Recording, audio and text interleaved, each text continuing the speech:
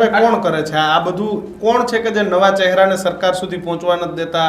સાંસ્કૃતિક કાર્યક્રમો જે સરકારી થાય છે એમાં ચહેરા નથી બનવા દેતા. આ બધું કોણ ચલાવે? અધિકારીઓથી ચાલે છે કે આખી સિન્ડિકેટ છે જે આ બધું કામ કરી રહી છે? ના, અધિકારીઓને આમાં બહુ એટલો બધો રસ ન હોય, પણ જેને આ રીતે કામ સોંપવામાં આવ્યું હોય, અને કામ કેવી રીતે સોંપવામાં આવ્યું હોય કે હવે મંત્રીશ્રી હોય, સરકાર હોય, એમને જનરલી આવો બધો કઈ ટાઈમ નાના આયોજનમાં ટાઈમ રહેતો હોય નહીં, કેમ કે એમને મોટા મોટા નિર્ણયો લેવાના હોય, ગુજરાત સરકાર ચલાવવાની હોય.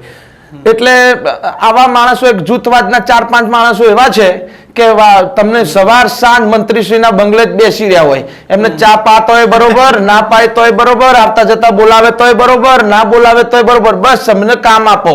અને એ કામ લઈને આવ્યું અને એમને ગમતા કલાકાર હોય એમને પીરસી દો. હવે એમના ગમતા કલાકારોમાં એવું હોય પાછું કે જે કામ લઈને આવ્યા હોય એમની બરોબર ચાપલુસી કરતા ફાવતી હોય, બરોબર વખાણ કરતા ફાવતા હોય, એમને એ મળે. અને અમને ભાઈ એ બધું ફાવે નહીં, કેમ કે અમે અમારી જાત મહેનતથી, અમારા એક આગવા અવાજથી, અમારા ચાહકોથી અને અમારી ગુજરાતની જનતાના પ્રેમથી આગળ આવ્યા છે. કોઈની ચાપલુસી આજ સુધી કરી નથી. આ વખાણ કર્યા છે સરકાર શ્રી જ્યારે આવ્યા છે ત્યારે દિલ ખોલીને વખાણ કર્યા છે, અને કરીએ પણ છીએ. ચાપલુસી નહીં કરવા.